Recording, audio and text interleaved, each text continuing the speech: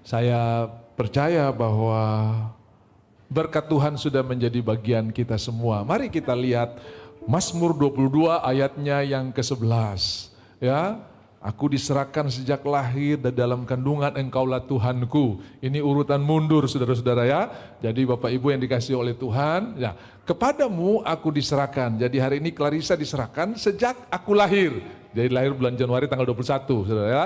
Lalu mundur, sejak dalam kandungan ibuku engkaulah Allahku. Artinya apa saudara? Hal-hal yang pernah salah rekam waktu di kandungan hari ini semua selesai dan rekaman yang baru akan terjadi. Karena Mazmur 139 berkata engkau merekam aku di bagian bumi yang paling bawah. Ini kaset kosong waktu 9 bulan 10 hari. Papa mama menyanyi, dia ikut menyanyi. Papa mama bersyukur, dia juga ikut bersyukur. Jadi saudara-saudara ada orang tua yang sadar bahwa proses perekaman sementara berlangsung. Maka mereka akan melibatkan anak ini di setiap langkah. Jadi kalau mau makan, dia bilang, dek, di dalam dia cuma siang dan malam. Dek, yuk kita doa yuk kita memuji, menyembah Tuhan. Anak itu lahir ternyata jadi singer, saudara ya. Karena dalam kandungan udah direkam nyanyi. Nah Bapak Ibu, semua proses yang terjadi di luar ini sudah selesai, sudah diberkati oleh Tuhan. Ada orang yang tidak bisa terima, aduh gua minta ucok kenapa yang lahir butet. Itu pasti masalah saudara ya. Nah semua itu sudah terselesaikan oleh Tuhan. Karena anak ini buatan tangan Tuhan yang luar biasa. Apa yang terjadi? Ketika anak ini diserahkan dan sejak dalam kandungan Tuhan selesaikan. Ayat 31. Dia akan menceritakan perbuatan Tuhan yang dia akan beribadah. Anak cucu akan beribadah kepadanya dan akan menceritakan tentang Tuhan kepada angkatan yang akan datang. Jadi nanti Pak Dermawan anaknya diberkati. Nanti Tuhan kehendaki kalau Tuhan belum datang dia punya anak, anaknya juga pasti akan diberkati. Berkat Abraham. Anaknya Abraham siapa? Ishak. Berkat Ishak. Cucunya Abraham siapa? Yakub. Berkat Abraham, Ishak dan Yakub. Berkat Ishak. Anaknya siapa? Yakub. Anak cucu daripada Ishak, Yusuf. Anak daripada Yakub, Yusuf, Efraim, Manasye tidak pernah habis. Dari Abraham turun ke Ishak, turun ke Yakub. Dari Ishak turun ke Yakub, turun ke Yusuf. Dari Yakub turun ke Yusuf, turun ke Efraim. Terus menerus tidak pernah akan selesai berkat Tuhan ini dalam hidup kita. Amen. Dia akan beribadah kepada Tuhan dan akan menceritakan tentang Tuhan kepada angkatan yang berikut. Ceritanya cerita Yesus, bukan Doraemon, bukan Avatar, saudara ya. Kenapa? Karena direkam dengan firman Tuhan. Ya, dikasih nonton Superbook. Jadi anak ini nanti akan bilang begini, papa baca ayat dong, dedek mau tidur gitu kan. Lalu berkatalah Esther kepada Mordekai, datanglah ke pesta pernikahanku. Nah, anak tidur dengan firman Tuhan, mimpinya mimpi sorga, saudara ya. Jangan tidur dengan tukang bubur naik haji, saudara ya. Tidak akan mimpi sorga. Ada orang tidak bisa tidur kalau televisi tidak hidup ya. Sementara tidur televisi dimatikan dia kaget. Siapa kasih mati televisi? Ini bahaya. Saraf-sarafnya sudah terhubung dengan frekuensi televisi. Bilang kiri kanan itu bukan kotor, saudara ya. Haleluya. Anak ini akan terhubung dengan berkat Tuhan yang luar biasa. Ini opungnya datang dari Timika, bukan cuma didik tapi juga mau dokumentasi sebentar, jangan lupa di foto-foto ya. Puji Tuhan, jadi kita akan berdoa Bapak Ibu, setiap yang diserahkan kepada Tuhan, Tuhan akan buat menjadi indah. 2 ekor ikan 5 roti hanya untuk anak kecil makan diserahkan kepada Tuhan, 5.000 orang makan ada sisanya. Tongkat yang biasa dipakai untuk menggembalakan domba dari Musa diserahkan kepada Tuhan, tongkat itu bisa membelah laut merah. Batu yang diserahkan kepada Tuhan Daud, batu itu biasa hanya untuk mengusir beruang, hanya untuk mengusir singa. Hari itu Goliat ambruk di tangan Daud karena ada yang diserahkan kepada Tuhan, Tuhan buat menjadi indah. Anak ini ketika diserahkan, Tuhan punya rencana akan berjalan. Jadi Tuhan sudah bentuk dia, jadikan dia, sudah saya selesai ya, terserah kamu orang tua tidak. Tuhan punya agenda masih jalan. Dan papa mama akan membantu untuk berbicara tentang agenda Tuhan. Nah, kamu diberkati Tuhan, malaikat telah turun naik dalam hidupmu. Itu agenda Tuhan. Nah, di situ banyak setan, jangan kau pikir di situ. Itu bukan agenda Tuhan. Anak-anak harus lebih sadar kehadiran Tuhan daripada kehadiran wow. Jadi kalau kasih makan dia, ada wow di situ, kok tidak makan ada wow di situ. Terbentuk jadi kepercayaan dan itulah yang disebut dengan kubu-kubu yang dibangun oleh manusia. Runtuhkan dulu, baru firman Tuhan berkuasa. Saya mau tanya buat Pak Darmawan. Apakah engkau bersedia untuk mendoakan anak ini, membicarakan agendanya Tuhan buat dia, mengucapkan firman Tuhan buat Clarissa? Ya, saya bersedia. Saya mau tanya buat mamanya Mary, Apakah engkau bersedia untuk menyanyikan pujian, mendengarkan firman Tuhan, ucapkan janji Tuhan buat Clarissa? Iya, saya bersedia. Mari Bapak Ibu kita berdoa. Kalau saudara punya anak, saudara juga bisa peluk anak itu dan kita akan berdoa bersama-sama. Di hadapan Tuhan, di hadapan Bapa dan Mamanya, di hadapan keluarga, di hadapan jemaat Tuhan, di hadapan hamba-hamba Tuhan. Kami bawa engkau, Clarissa Tiara Sefanya Raja Kukuk. Kami menyerahkan engkau ke dalam tangan Tuhan, di dalam nama Bapa, Anak dan Roh Kudus, dalam nama Tuhan Yesus Kristus. Besarlah engkau dalam anugerah Tuhan, engkau kuat, penuh kasih karunia. Olehmu banyak orang akan bersuka cita dan engkau akan menjadi pemenang jiwa sejak kecil. Karena tangan Tuhan ada dalam hidupmu. Berkati Papa dan Mamanya untuk mendidik anak ini di dalam jalan Tuhan. Berikan hikmat untuk memperkatakan firman Tuhan. Dan apa saja yang mereka berbuat, Tuhan buat berhasil. Di dalam nama Tuhan Yesus kami bersyukur karena kebaikan Tuhan nyata dalam hidup kami. Terima kasih Tuhan. Dalam nama Yesus kami mengucap syukur. Yang diberkati sama-sama katakan amin. Selamat ya, Tuhan berkati, Tuhan berkati. Opung selamat, Tuhan berkati. Puji Tuhan. Wah, dia lihat ke sini, puji Tuhan. Clarissa. Tepuk tangan buat Tuhan kita yang luar biasa. Terima kasih, Tuhan berkati. Bu Ati dan teman-teman, Tuhan memberkati. Bapak Ibu yang dikasihi oleh Tuhan, hari ini adalah hari yang Tuhan jadikan, mari kita bersuka-suka di dalamnya. Mazmur 118. Setiap hari adalah hari yang dijadikan oleh Tuhan. Nama-nama hari diambil dari perayaan Babilonia, Sunday, Monday, hari matahari, hari bulan, tapi kita menjadikan hari ini harinya Tuhan. Besok pagi saudara bangun, inilah hari yang Tuhan jadikan, aku mau bersuka-suka di dalamnya. Orang yang di dalam Tuhan tidak ada Jumat, Kliwon, Genderuwo, Gentayangan, yang adalah harinya Tuhan. Orang dalam Tuhan tidak akan lihat-lihat hari untuk masuk rumah, yang ada harinya Tuhan.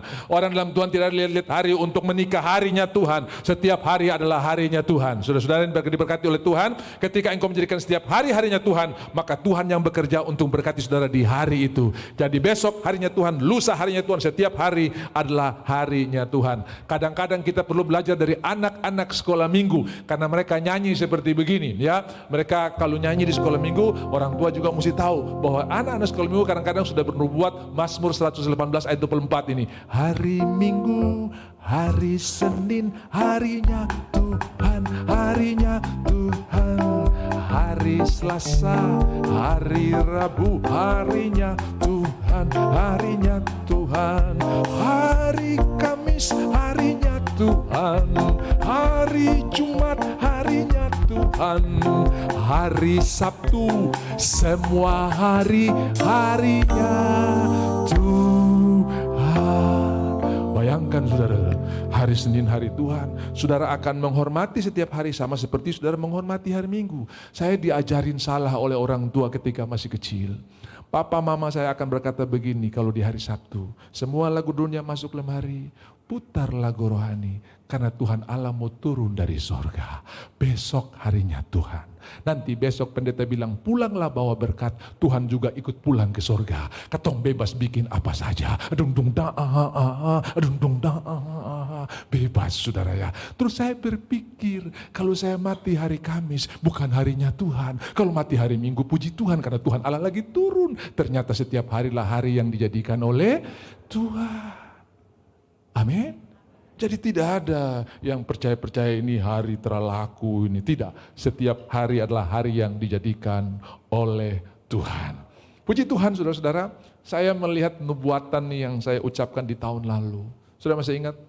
Tahun 2022 saya berkata tahun depan akan ada banyak keluarga menyerahkan anak. Dan ini hampir tiap minggu orang menyerahkan anak saudara ya. Bahkan yang sudah tidak punya harapan untuk punya anak, Tuhan berikan saudara ya. Dan saya percaya apa yang terjadi benar-benar luar biasa. Mari kita lihat sejenak Yesaya 54 sebelum kita lanjut. Make sure pastikan sudah pegang anggur ya, tubuh dan darahnya. Karena ini ada kaitan, khotbah ini ada kaitan dengan apa yang akan kita bicarakan bersama. Yesaya 54 itu ada lagunya saudara ya. F coba ya. Lapangkanlah tenagamu, bentangkan tempat kediamanmu, jangan menghemat, panjangkan talinya, dan panjangkan kokoh patung, sebab engkau kan mengembang ke kanan ke kiri, keturunanmu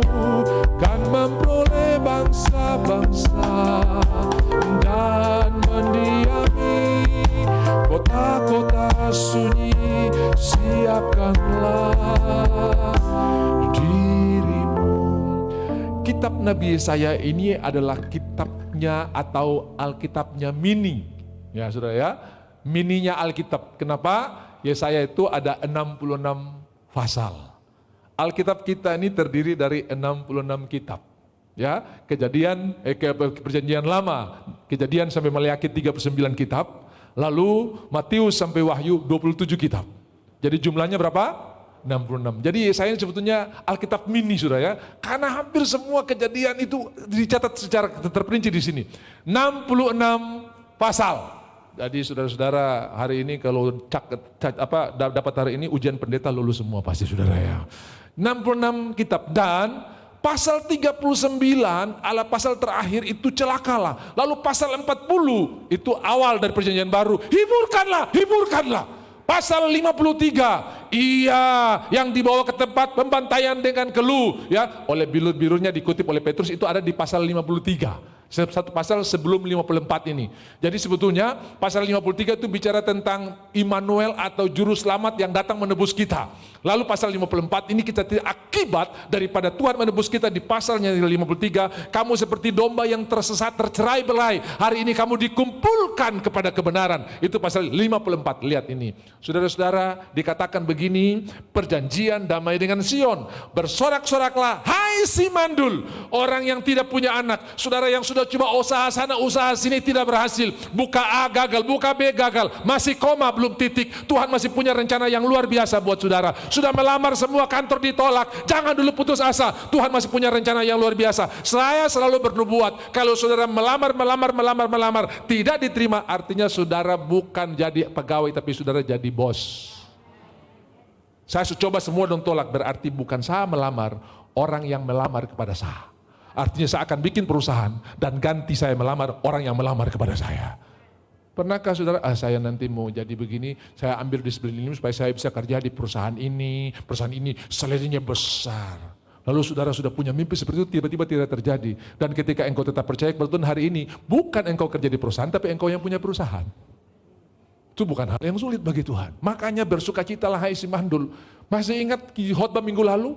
Sakeus telah berusaha tapi tidak berhasil. Kata yang tidak diinginkan oleh orang, tidak berhasil. Tapi dia tahu tidak berhasil itu baru koma, belum titik. Belum selesai.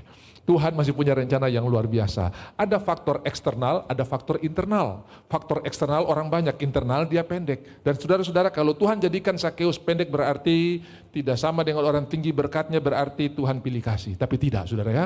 Masalah yang ada pada tubuhmu bukan halangan karena engkau bisa lakukan apa yang orang lain bisa lakukan, itu berlari. Orang pendek, orang tinggi sama-sama bisa berlari. Orang kaya, orang miskin sama-sama bisa beribadah. Orang yang punya mobil, tidak punya mobil sama-sama bisa datang ke rumah Tuhan. Lakukan apa yang sudah bisa lakukan. Jangan bilang begini, aduh saya kendaraan ini hujan lagi. Saya percaya Tuhan perhitungkan apa yang kau lakukan. Saya pernah punya baju kering di ibadah, saudara. Saking rindunya beribadah kepada Tuhan. Itu cinta mula-mula, saudara. Hari itu hujan deras. Semua payung terlempar, saudara. Karena hujan dan disertai angin. Saya sudah pakai payung yang terbaik, patah-patah di tengah jalan. Akhirnya saya pergi sampai ke gereja basah kuyup. Dan saya punya baju kering sementara di ibadah. Tapi sampai hari ini Tuhan pelihara saya. Sehat diberkati oleh Tuhan. Kenapa? Karena menabur kekuatan pasti menuai kesehatan. Pasti saya, dari semua jemaat yang hadir, saya satu-satunya orang dari luar. Yang lain cuma orang di pastori. Kenapa hari itu hujan deras sekali? Mau tahu orang punya cinta? Lihat dari mengalahkan persoalan yang di sekeliling kita. Ada seorang pendeta dia bilang begini, saya tidak pernah berdoa supaya hujan bahwa hari ini cerah. Tuhan besok hari Minggu berikan hari yang cerah supaya umat-umat datang kepada Tuhan.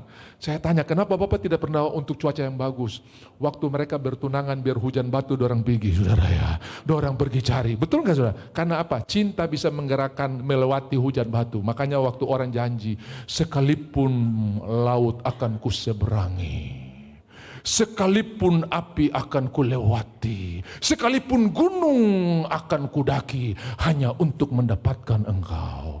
Begitu udah menikah, tidak jemput di kaum wanita. Kenapa tidak datang? Hujan mama, dulu janji biar lautan kita seberang, ini baru hujan, lupa sudah. Ingatkan tentang janjinya dia. Ya, jadi sekali-sekali ibu bapak duduk makan tinggalkan anak-anak, terus tanya, lihat wajahnya, apakah kau masih mencintai aku seperti dulu pertama kali kita ketemu? Kenapa saudara tidak menikahi manusia sempurna?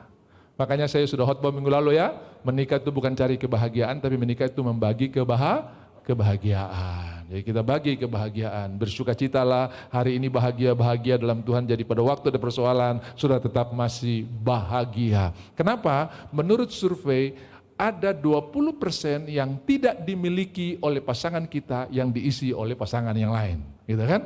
Jadi saudara tidak menikah 100% orang. Ada 20% yang dia tidak punya, saudara ya. Saudara, saya ini orang yang tidak terlalu suka berbicara. Cuma di mimbar saya sini saya bicara banyak, saudara ya. Tapi biasanya habis makan itu, saya bisa tinggalkan meja. Ya, bisa. Makanya dulu saya punya pemimpin dibilang, "Kok ini habis makan duduk kah?" Itu sebabnya waktu saya ditawarin dessert oleh orang bule itu, saya bilang, "Apa itu dessert?" Rupanya habis makan ada makanan penutup. Saya tidak biasa itu. Habis makan langsung caw, langsung pergi, saudara ya.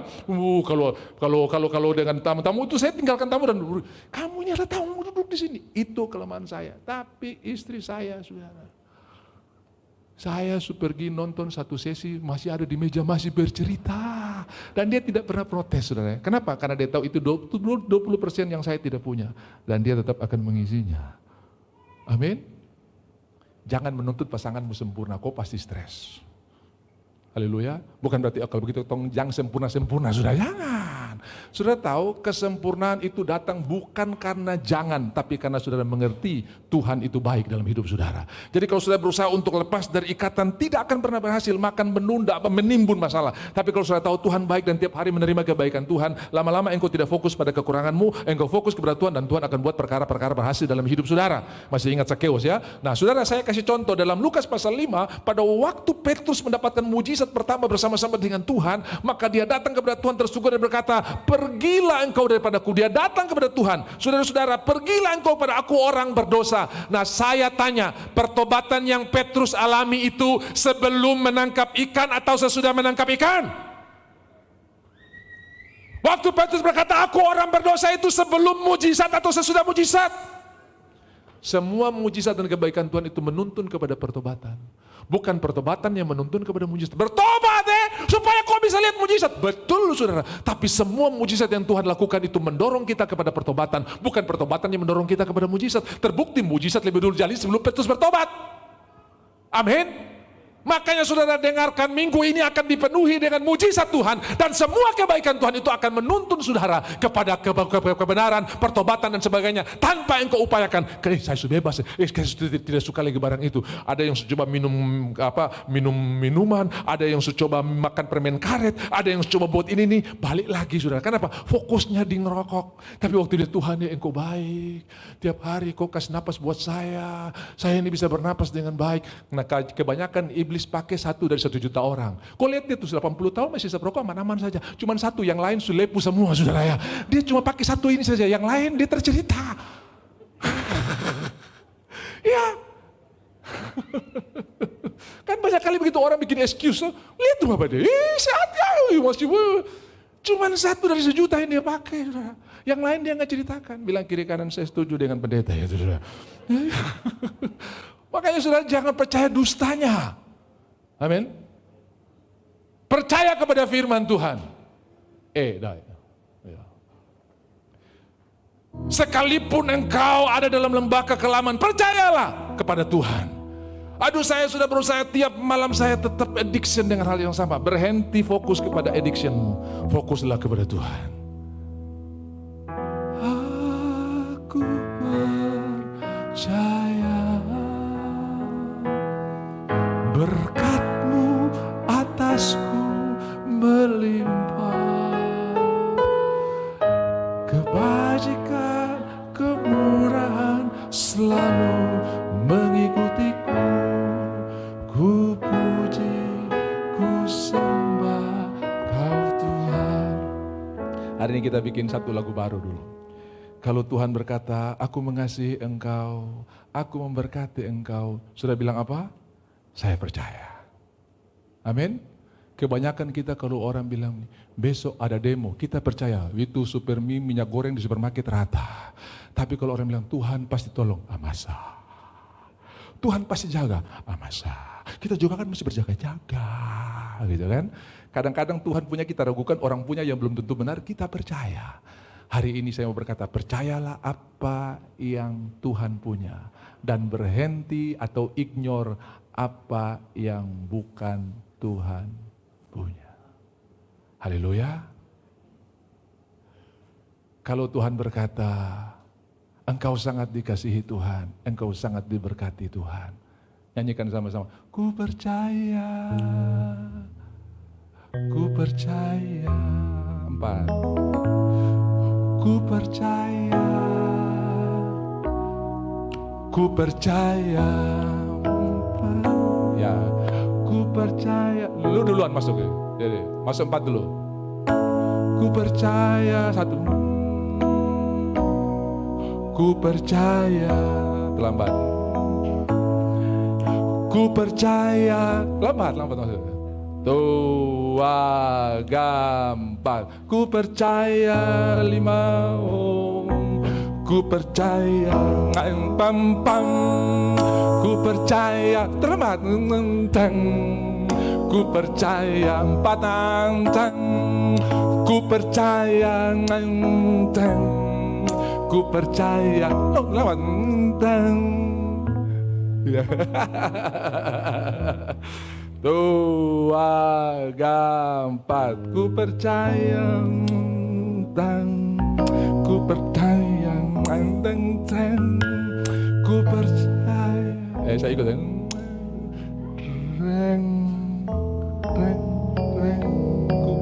Ku percaya. Oke, apa-apa. Ya, gitu ya. Saya belum dapat beatnya. Tuh, tung, tung, tung, tung, tang, tang, tang, tang, tang, tang, tang, tang, tang, tang, tang, 4. Ku percaya 5. Ku percaya 4. Ku percaya 5. 1, 4. Ku 1, 5. 1, 4. 1, 5. 1, 4. 1, 5. 1. Itu saja kok. 4. 1, 5. 1, 4. Ku percaya. Ya, ku percaya. Yes, mantap. Ya, ku percaya. Ya, ku percaya. Ikut saya. Ku percaya. Oh, ku percaya. Sama-sama. Oh, ku percaya. Ku percaya. Nanti saudara ingat baik-baik kenapa diulang-ulang terus saudara ya. Sampai saudara tidak mungkin lupa. Jadi kalau Tuhan berkata, aku akan mencurahkan berkat berkelimpahan. Langsung jawab, ku percaya, oh, oh. Ku percaya, oh, oh. Ku percaya, oh, oh. Ku percaya. Kalau iblis bilang begini, kau termungkin diberkati, lihat kau pepotongan saja. Ilmu saya telah punya, di sekolah matematika 0 terus. Langsung kau jawab, itu dusta, itu dusta, oh, oh. Itu dusta, oh, oh. Itu dusta, oh, oh. Itu dusta, ya, itu dusta. Jadi kalau bilang ini, potongan kayak begini tidak mungkin diberkati. Kau lihat, kau bikin ini gagal. Bilang itu dusta. Kenapa? Yang mandul akan punya anak lebih banyak daripada yang bersuami. Itu janji Tuhan, karena Tuhan berkata engkau tidak berdasarkan kemampuan dan kekuatanmu, tapi Tuhan berkata engkau berdasarkan kekuasaan dan kemahakuasaannya. Dia berkati saudara bukan dari kehebatanmu, tapi dari kehebatannya Dia. Makanya hari ini kalau saudara diberkati, banggalah perbuatan Tuhan dalam hidup saudara. Bukan karena saudara hebat. Saya pernah bertemu ada orang berkata begini, kami setiap kali pelayanan ini keluar uang. Ini orang yang tidak akan bisa bertahan. Ketika saudara bangga perbuatan saudara kepada Tuhan, biasanya saudara mundur di tengah jalan. Tapi saya bisa kasih keluar uang karena Tuhan berkati saya. Itu beda. Itu sangat beda. Saya bisa melayani dengan baik tanpa mengharapkan orang memberikan. Itu karena perbuatan Tuhan yang luar biasa. Saudara bisa cek di beberapa orang. Biasanya habis khotbah, saya langsung lari. Kemarin memimpin salah satu ibadah.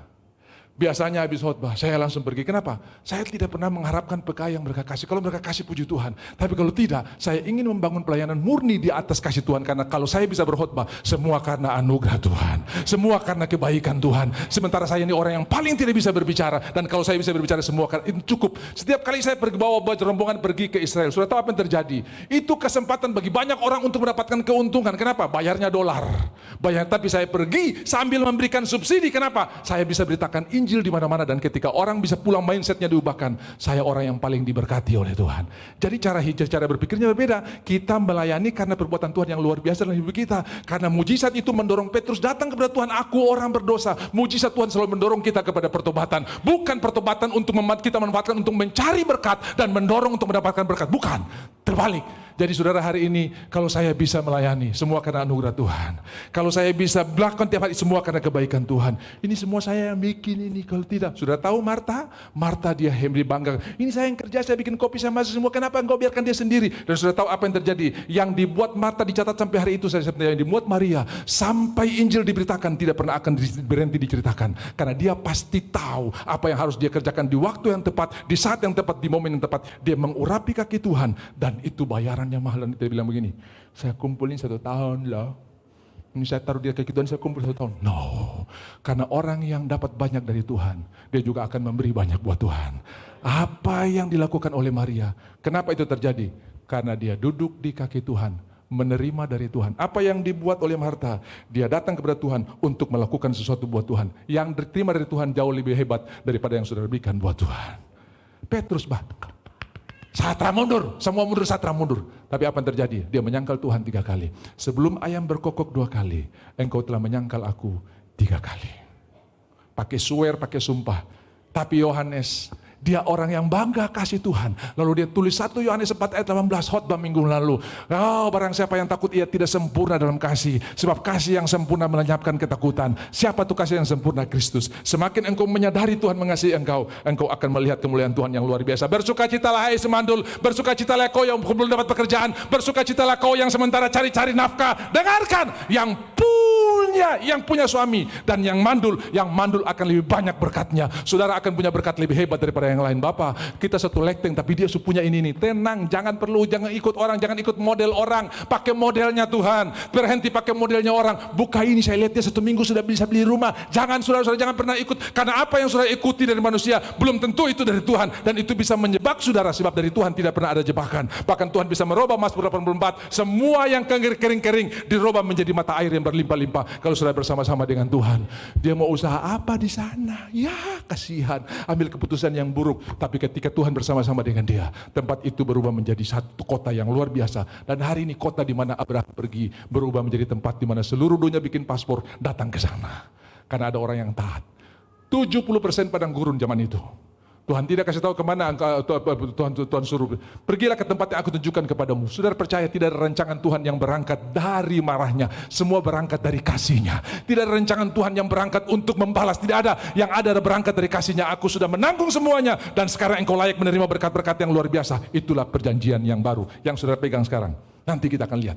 Yesaya 54 berkata, engkau akan punya, bergembiralah. Tadi bersorak-sorai, kemudian yang kedua bergembiralah dengan sorak-sorai dan memekiklah, hai engkau yang tidak pernah menderita sakit bersalin. Sebelum ada berkat, saudara bersyukur. Sebelum ada jawaban doa, saudara mengucap syukur. Artinya apa? Saudara sementara mempercayai Tuhan bahwa apa yang dijanjikan pasti akan terjadi. Orang biasa bersyukur ketika semuanya sudah jadi. Pak, ucapan syukur apa yang saya... Bukan. Sebelum bersukacitalah, bersorak, diulang-ulang bersorak-sorailah. Ketika krisis moneter terjadi atas bangsa ini, ya, dan negara-negara Asia, negara pada umumnya di Asia, tahun 98 di mana harga dolar bisa sampai 25.000, saudara, 20.000, 15 sampai 20.000. Sebelumnya itu dolarnya kita cuma 2.500, saudara, ya. Sudah bisa lihat dia punya inflasi begitu hebat, dan banyak perusahaan-perusahaan yang bangkrut. Tapi ada anak-anak Tuhan yang mengalami survival yang luar biasa. Hari itu, tahun itu, sudah begitu banyak bank yang merger, ya, bank-bank dijadikan satu, ya, bank-bank yang tadi ada punya kaitan, yang BUMN semua dijadikan satu. Nah, Mandiri itu juga salah satu bank yang dimergerkan, ya, dari beberapa bank, ya. Nah, saudara-saudara, lalu ada seorang yang punya simpanan di sebuah bank dan karena krisis terjadi, bank tidak bisa mengembalikan uang yang ada. Lalu dia undang pendeta tanpa kasih tahu pendeta. Wah, pendeta datang ke rumah dulu, kita bikin ucapan syukur. Pendeta bilang, ini kalau bukan ulang tahun pernikahan, ulang tahun umur, kalau bukan proyek cair, termen cair. Lalu dia siapkan ayat-ayat untuk perbuatan tertentu yang luar biasa, umur panjang di tangan kanan dan sebagainya. Begitu sampai di tempat ibadah, di tempat ucapan syukur, dia tanya, pokok ucapan syukurnya apa? Uang saya 1 miliar, wes bablas.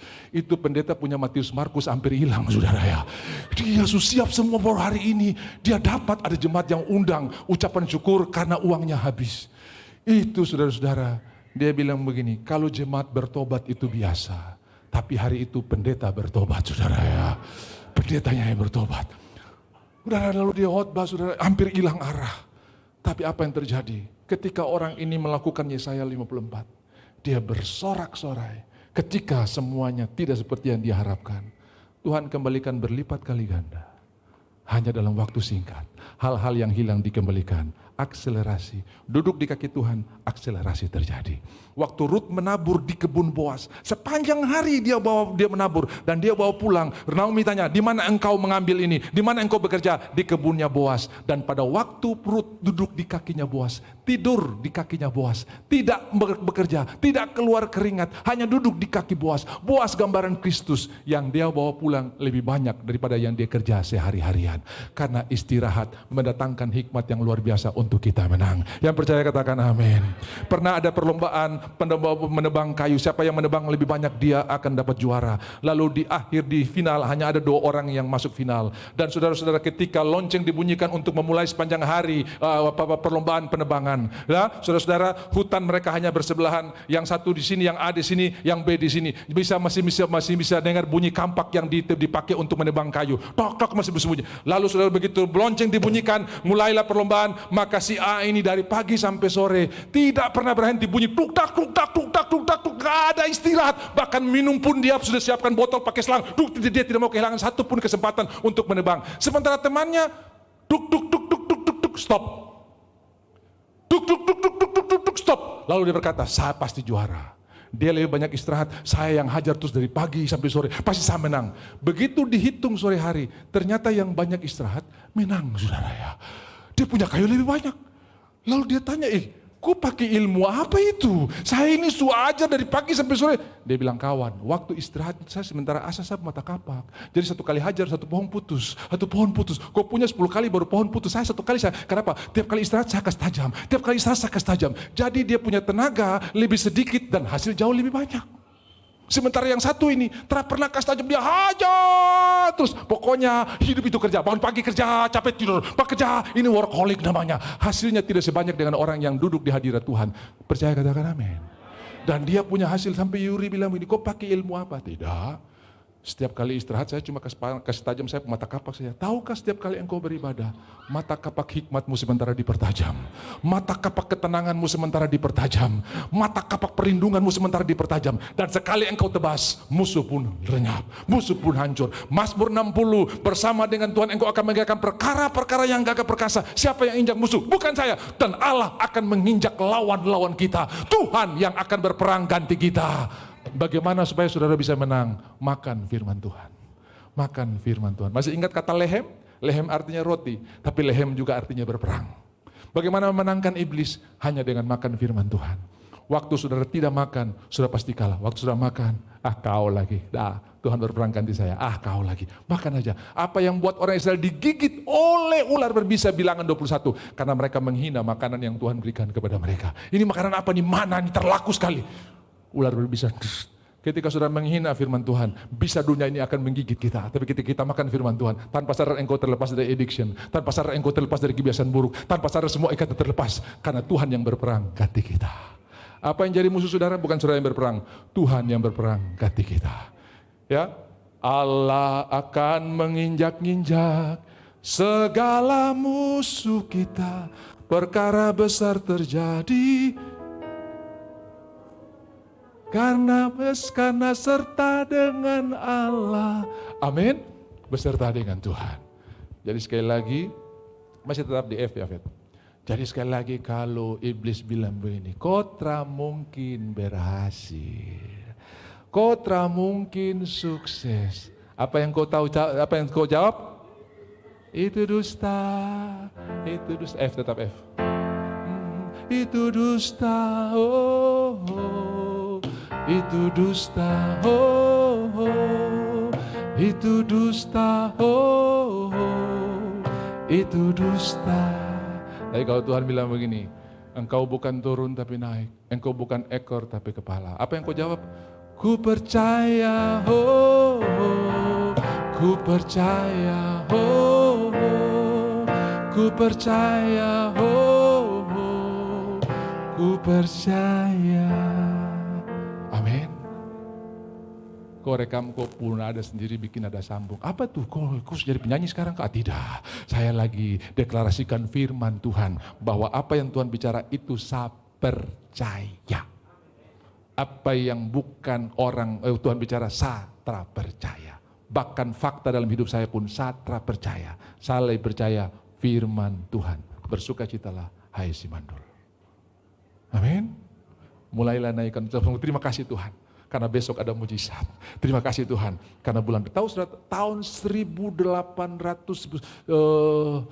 100 tahun sebelum Israel merdeka, saudara, ketika mereka punya konferensi pertama. Makanya saudara, waktu tahun 98 itu ulang tahun Kongres Israel yang ke-100. Jadi mereka sudah punya kongres jauh sebelum mereka merdeka. Dan ketua panitianya adalah George Soros waktu itu. Jadi semua mata uang dolar di pasar Asia diborong. Ini kan supply and demand ya. Kalau supply banyak, demand kurang, harga turun. Ya, supply kurang, demand banyak, harga naik. Nah, karena semua mata uang ini dolar diborong untuk mereka punya kongres itu, habis uangnya. Jadi harganya naik. Ya, yang belajar ekonomi pasti tahu ya, supply and demand. Nanti kalau saudara kurang jelas, tanya saja, Pak tadi itu apa tuh dia? Saya pendeta juga harus tahu saudara soal supply and demand saudara ya. Kenapa? Inflasi bukan barang baru di Alkitab. Satu hari Tuhan bisa mengubah supply yang luar biasa dan demandnya nggak mampu ya, permintaan nggak mampu, supply luar biasa, akhirnya barang jatuh. Elisa.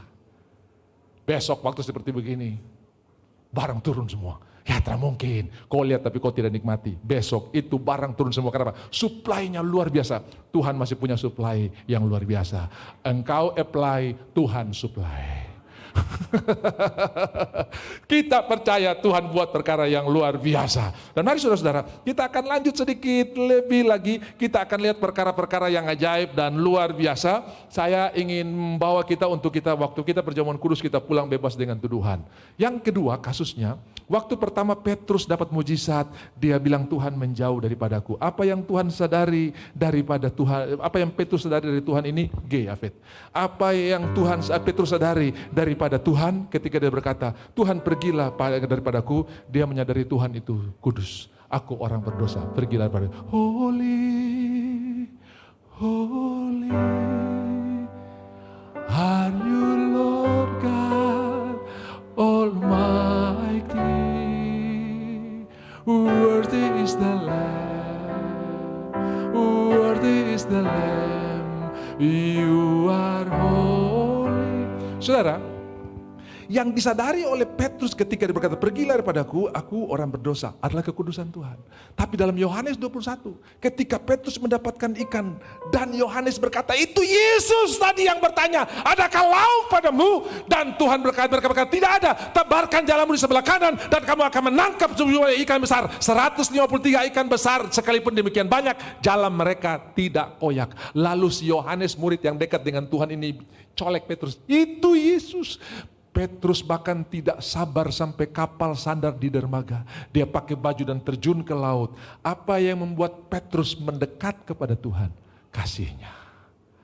Apa yang membuat Petrus bilang, depart from me, pergi daripadaku? Kekudusannya. Tapi di akhir pelayanan dia lebih sadar kasih Tuhan. Dan itu kasih akan menuntun dia kepada mengagungkan dan menghargai Tuhan dalam kekudusannya. Sudah bisa nangkap cerita ini ya? Dua kasus yang sama-sama di laut, tapi resultnya, hasilnya berbeda. Yang satu bilang menjauh, yang satu mendekat kepada Tuhan. Saya percaya semakin engkau sadar kasihnya, engkau tidak akan menjauh daripada Tuhan. Kenapa banyak orang tidak mau ke gereja? Karena kita salah ajar. Kenapa kau tidak gereja? Kalau saya masuk gereja, pelafon gereja runtuh, saya orang berdosa sekali. Justru di gereja adalah tempat orang-orang sakit. Bukan orang sehat yang memerlukan tabib, tapi orang sakit yang memerlukan tabib. Jadi kita kita ajarkan buat mereka, kasih tahu Tuhan itu mengasihi. Bilang sama PSK di bar-bar, Tuhan mengasihi kamu. Bukan bilang ini kok kalau terbertobat kau habis, bukan. Tuhan mengasihi kau. Seandainya orang-orang di Hollywood dengar hal ini, saya percaya itu akan kosong dan akan diganti orang-orang yang menyembah Tuhan. Akan diganti orang-orang yang memuliakan Tuhan. Yang setuju katakan amin. Kita beritakan Tuhan itu baik, Tuhan itu kasih. Dan itu akan mendorong orang datang kepada Tuhan. Masih ingat perempuan berdosa yang ditangkap berzina? Mereka bawa kepada Yesus, ada orang yang kedapatan berzina. Guru, menurut hukum Musa orang ini harus dilempar dengan batu sampai mati. Bagaimana menurut engkau? Mereka sudah berpikir Tuhan tidak punya jalan. Dan hari ini, hari di mana kita akan eksekusi dia. Karena di sini dia sudah tidak punya jalan. Tuhan menulis di atas batu dengan jarinya. Masih ingat apa yang ditulis Tuhan dengan jarinya di batu? Hukum Taurat. Dan hukum Taurat yang ditulis Tuhan pertama kali tidak pernah sampai kepada orang Israel karena Musa kasih hancur di tengah jalan gara-gara lihat bongsu menyembah lembu emas itu. Yang kedua pun tidak sampai kepada mereka karena diisi di dalam tabut perjanjian. Dia tulis di atas batu. Lalu mereka berkata begini, hari ini habis sudah. Kalau sampai dia bilang lempar dengan batu yang pertama, dia tidak mengasihi, itu bertolak belakang dengan hukumnya atau kasihnya yang diberitakan. Kasihilah musuhmu, itu akan bertolak belakang sekali. Dan pengikutnya akan tinggalkan dia karena tidak sama dengan apa yang dia lakukan. Apa dia ajarkan tidak sama dengan apa yang dia lakukan. Yang kedua, dia akan berurusan dengan orang Romawi karena eksekusi hukuman mati hanya bisa dilakukan oleh kaisar. Itu sebabnya Pilatus diminta izin ya. Mereka datang kepada Pilatus, Kayafas dan sebagainya. Mereka minta izin salibkan untuk hukum mati, salibkan dia. Mereka tidak punya wewenang untuk mengeksekusi orang atau menjatuhkan vonis hukuman mati karena itu hanya wewenang kaisar.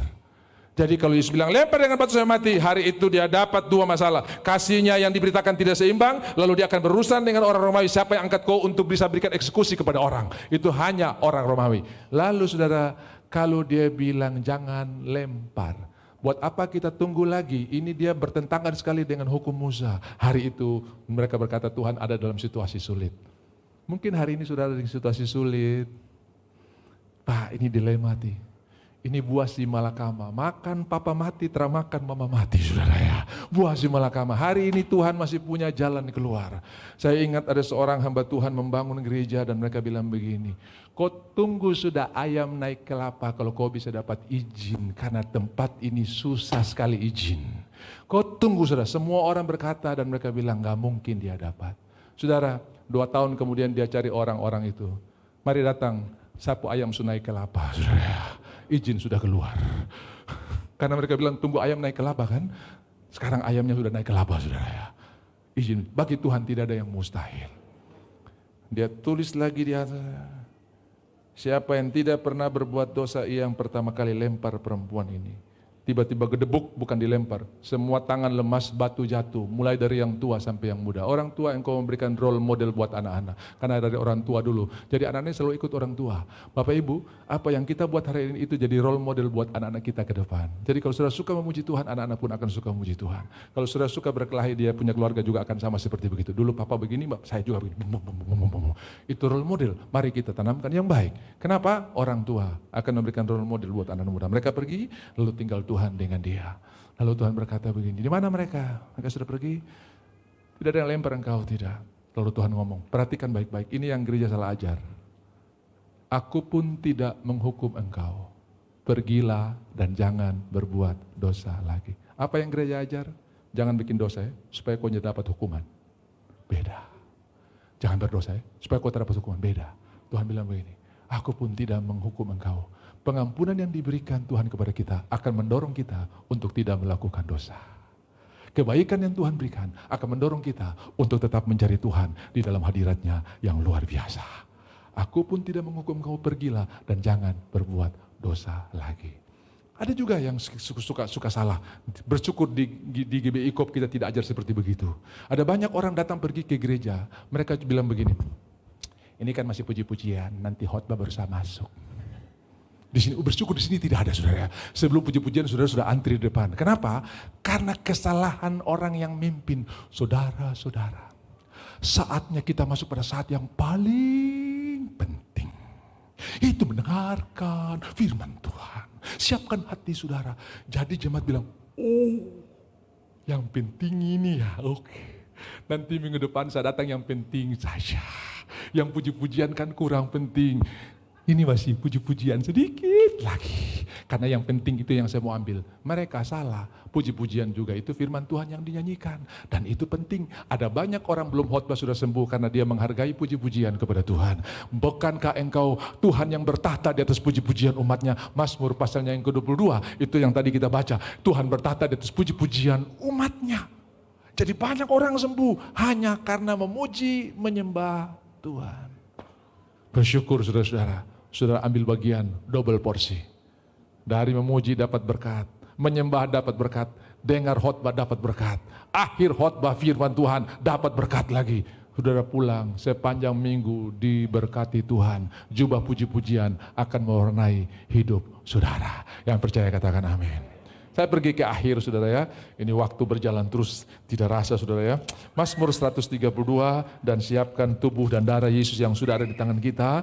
Bagaimana Daud sangat menghargai kehadiran Tuhan. Dia berkata, aku tidak akan menutup mata. Saya tidak akan tidur sampai aku lihat kemuliaan Tuhan datang ke tempatnya. Sampai kemuliaan Tuhan datang dalam pelayanan dalam kerajaanku. Saya tidak bisa berbuat apa-apa tanpa kehadiran Tuhan. Mazmur 132 Daud dan Sion pilihan Tuhan. Jadi ceritanya begini. Waktu Saul jadi raja, dia tidak pernah pusing dengan tabut perjanjian, lambang kehadiran Tuhan. Tapi ketika Daud menjadi raja, dia mulai pikir, saya tinggal di istana enak, rumah saya bagus, lalu tabut perjanjian tidak diindahkan. Dia mengambil keputusan untuk mengambil tabut perjanjian itu di Padang Yaar. Padang Yaar itu tidak Kiryat Yarim, ya, kota hutan. Jadi Yarim itu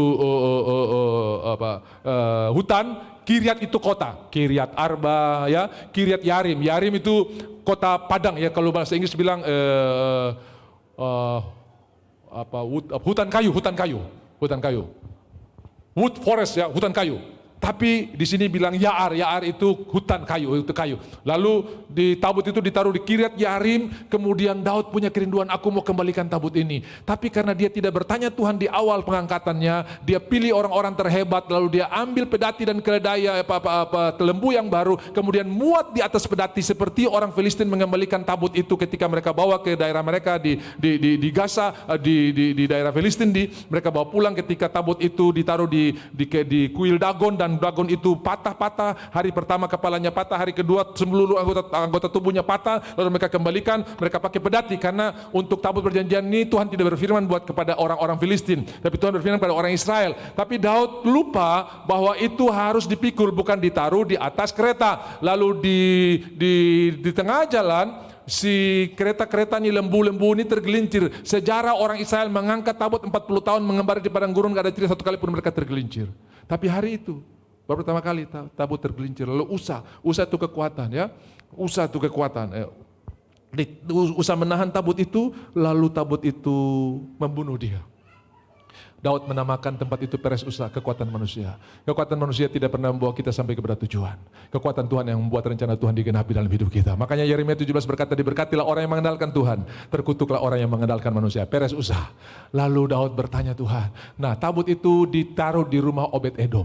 Obed Edom diberkati tadinya menurut Yosefus Flavius, dia seorang yang sangat miskin sampai untuk korban merpati saya dia susah. Kalau dia sampai makan domba itu karena nebeng dengan tetangga. Tapi saudara, hari itu Obed Edom melayani. Edom artinya darah, melayani dengan darah. Lama-lama dia diberkati, 3 bulan saja kabar berkat itu terdengar sampai ke istana. Dengarkan, saudara, diberkati sampai istana-istana akan dengar engkau diberkati oleh Tuhan. Saudara akan diberkati sampai banyak orang akan dengar berkat Tuhan yang luar biasa. Bukan cuma di RT RW, tapi engkau akan diberkati sampai orang akan memuji-muji Tuhan. Kabar ini sampai ke istana. Obed Edom diberkati hanya 3 bulan. Saudara tahu, diceritakan bahwa Obed Edom ini setia, dia melayani dengan apa rahasia dia diberkati, dia melayani dengan darah. Saudara tahu, orang yang susah akan bawa burung merpati atau burung tekukur, darahnya sedikit. Cuma pukul kepalanya dan darahnya sedikit. Tapi orang yang punya uang lebih banyak bisa bawa domba, itu darahnya akan banyak, bisa seember, bisa seloyang. Tapi kalau orang yang kaya bisa bawa lembu, itu saudara darah dengan ember-ember. Bapak Ibu, kalau dokter vonis engkau stadium 4 itu bukan akhir. banyak curahkan darah, banyak perjamuan kudus, banyak menyembah Tuhan, banyak perjamuan kudus. Semakin banyak darah yang curahkan, semakin banyak mujizat yang akan terjadi. Kenapa kita tiap minggu? Karena saya tahu kita bisa hidup sampai hari ini. Dan saya lihat saudara sudah bebas dari trauma karena gempa. Muka saudara sudah bercahaya semua. Minggu lalu agak sedikit kusam-kusam. Karena waktu itu saudara punya pasangan balik badan, saudara masih takut gempa, apa-apa? Padahal tidak. Sekarang ini mau dia balik badan melompat-lompat, kok tetap tidur enak saudara ya. Kenapa? Karena traumamu sudah disembuhkan oleh Tuhan. Betul ke tidak? Tuhan sembuhkan kita dengan luar biasa. Dan apa yang terjadi? Daud pergi mengambil. Kali ini berbeda. Imam-imam memikul. Datanglah kepadaku, serahkan semua beban dan pikulah kuk yang kuberikan. Sebab bebanku enak dan kuk pun ringan. Mereka bercerita waktu mereka mengangkat tabut 130 kilo. Tapi saudara mau tahu berapa berat handphone ini? Mungkin sampai setengah kilo, 15 seperempat kilo. Sudah tahu handphone ini beratnya berapa? Berapa lama saya pegang? Kalau 1 menit mungkin seperempat kilo. Tapi setengah jam mulai 1 kilo. 2 jam 10 kilo. 3 jam setelah kuat pegang saudara ya. Berapa lama engkau pegang beban itu? Itu yang membuat makin hari kita makin kolaps. Serahkanlah beban kepada Tuhan. Mungkin cuma kecil saja, jangan anggap remeh. Pemotor jatuh bukan karena batu besar, karena batu kecil. Serahkan buat Tuhan. Dan Tuhan akan buat semua menjadi indah. Daud mengangkat tabut dan mereka berkata, waktu kami angkat, bukan kami yang angkat, tabut yang angkat kami. Waktu saudara melayani Tuhan, bukan saudara yang angkat pelayanan yang akan angkat saudara. Kenapa? Tuhan ikut bersama-sama di dalam bersama. Tuhan ikut bersama-sama. Mereka berkata, waktu kami angkat seperti kami ditarik oleh tabut itu dan kami bisa menyelesaikan satu perjalanan yang luar biasa. Setiap 6 langkah mereka potong lembu. Setiap 6 langkah itu tempat penuh dengan darah. Itu tempat penuh dengan darah. Saudara-saudara, kita masih bersyukur. Setiap 6 hari kita perjamuan kudus. Setiap 6 hari kita perjamuan kudus. Ada yang setiap hari saudara, setiap langkah, setiap hari mereka perjamuan kudus. Saya tahu setiap kali kamu melakukannya, bukan setiap bulan, setiap kali kamu melakukannya. Kapan saja engkau melakukannya, Tuhan memberkati. Saya tiap kali naik pesawat, saya upayakan tangan kanan saya tidak pegang tentengan atau beban. Kenapa? Kesempatan saya pegang bodi pesawat. Pesawat ini akan tiba dengan tujuan yang selamat. Darah Yesus bungkus pesawat ini. Begitu take off, duduk, saat tidur saudara ya. Yang lain pucat terbiasa tidur, saat tidur saudara. Sampai puji Tuhan, saya kadang-kadang kaget ketika roda pendaratan meleduk, Yesus sampai, saya tidur. Dan sudah tahu hari-hari ini, itu cuaca, ada pesawat yang mulus terbang. Semua bergoyang sudah. Dan kemarin baru saya pulang, puji Tuhan. Tuhan terima kasih. Begitu take off dari Sengkareng, langsung saya tidur. Kaget di landing di Makassar. Yang lain saya bilang, kenapa sih kiri kanan? Ron tidur. Sampai petugas bawa saya punya roti dan teh pun saya tahu. Saya kaget waktu itu, ada barang ini nih. Karena mereka sudah kasih pindah di saya punya samping tempat, karena tutup kan, semua meja harus ditutup. Saya kaget. Saudara, setiap kali saya pegang, kalau saudara lihat, saudara pernah ikut di belakang saya, saudara akan lihat, saya akan pegang bodi pesawat. Darah Yesus memberikan perlindungan. Darah Yesus memberikan perlindungan. Pas kau lewat di sekalian, baru orang mabuk keluar di jalan. Kau ditabrak dia. Saya alami banyak. Begitu kami lewat, tronton ke sepatah jembatan. Oh puji Tuhan, dia di belakang. Coba kalau tadi dia di depan, tonton bisa pulang saudara ya. Jalan cuma satu. Tuhan selalu akan bela perjalanan kita. Setiap 6 langkah, dia curahkan darah. Setiap 6 langkah, dia curahkan darah. Dan tempat itu penuh dengan darah. Dan Daud menari bagi Tuhan. Mikal menung, Raja Israel kehilangan wibawa. Siapa yang kehilangan wibawa karena aku akan mendapatkannya. Siapa yang mempertahankan wibawa akan kehilangan. Dan tahta Daud selama-lamanya ada. Karena dia kehilangan karena Tuhan berikan selama-lamanya. Bangkit berdiri, kita pegang tubuh dan darahnya. Obah anggur di tangan kami menjadi darah-Mu Tuhan. Kami percaya perjanjian Tuhan